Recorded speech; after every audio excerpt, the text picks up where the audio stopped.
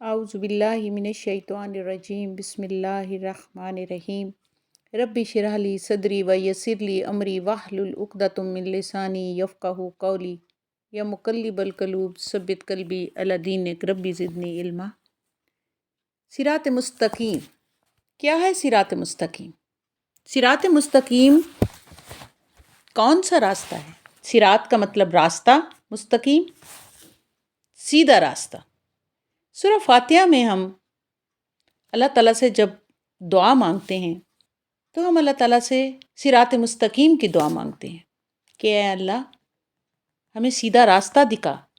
اہدنا الصراط المستقیم۔ کون سا سیدھا راستہ مانگتے ہیں ہم؟ اللہ تعالیٰ سے سیدھا راستہ مانگتے ہیں ہم۔ کون سا سیدھا راستہ مانگتے ہیں؟ ہم اللہ تعالیٰ سے وہ سیدھا راستہ مانگتے ہیں جو دین کا راستہ ہے، جو سچائی کا راستہ ہے، جو حق کا راستہ ہے، وہ راستہ جس پر ہم چل کر اس منزل تک پہنچیں جو ہمیں مقصود ہے،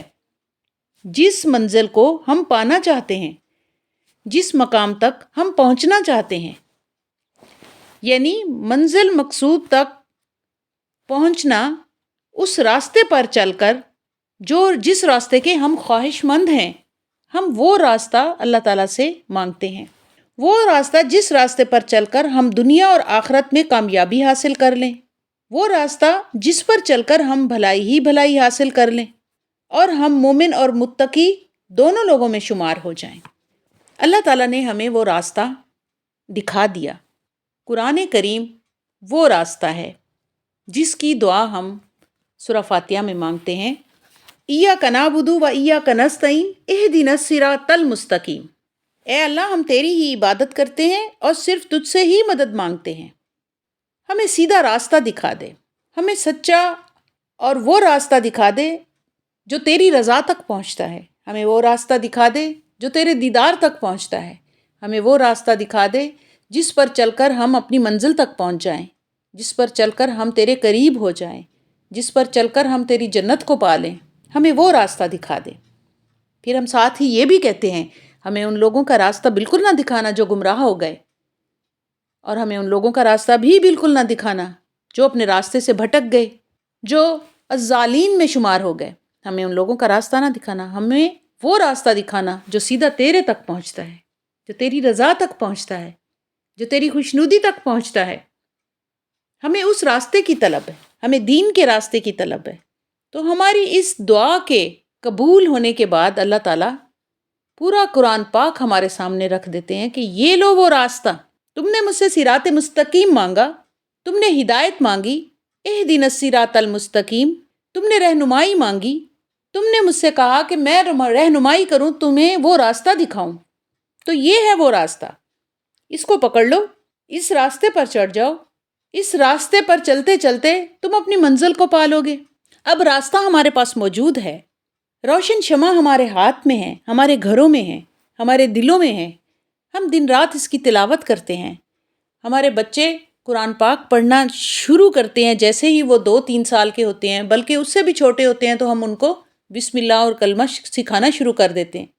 لیکن ہم یہ بھی کوشش کریں کہ ہم ان کو ساتھ ساتھ تھوڑے تھوڑے معنی بھی بتاتے رہیں، کیونکہ عربی تو ہماری زبان نہیں ہے،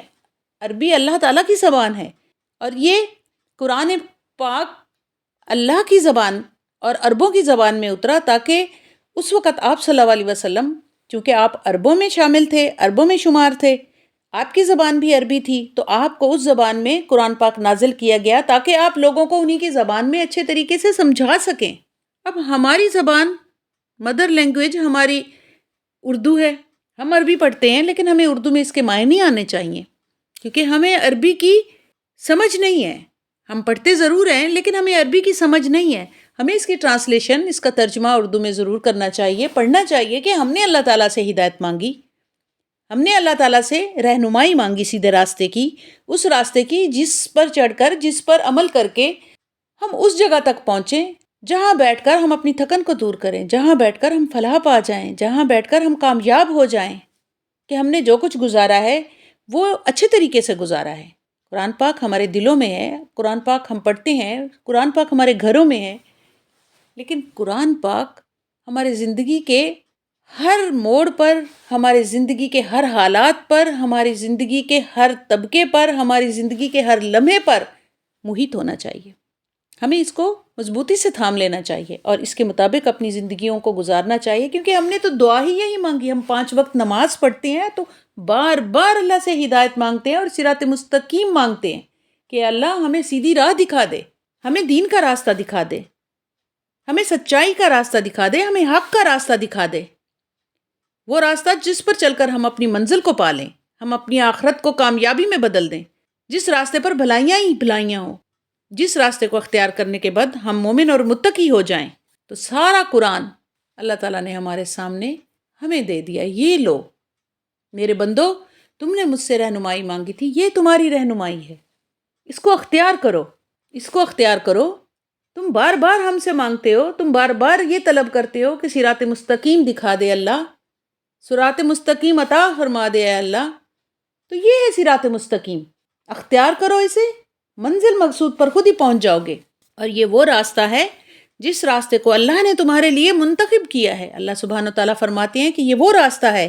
اس پر چڑھو گے تو تمہیں اس منزل تک پہنچا دوں گا جس منزل پر تمہیں پہنچنا ہے۔ اس راستے پر چڑھنے کے بعد تمہیں تنہا نہیں چھوڑوں گا،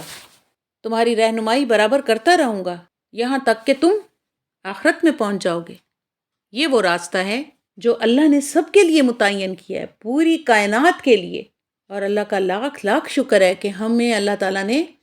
مسلمان پیدا کیا ہے۔ ہم نسلی اور شعوری دونوں مسلمان ہیں۔ نسلی مسلمان، ہم مسلمان گھرانوں میں پیدا ہوئے ہیں،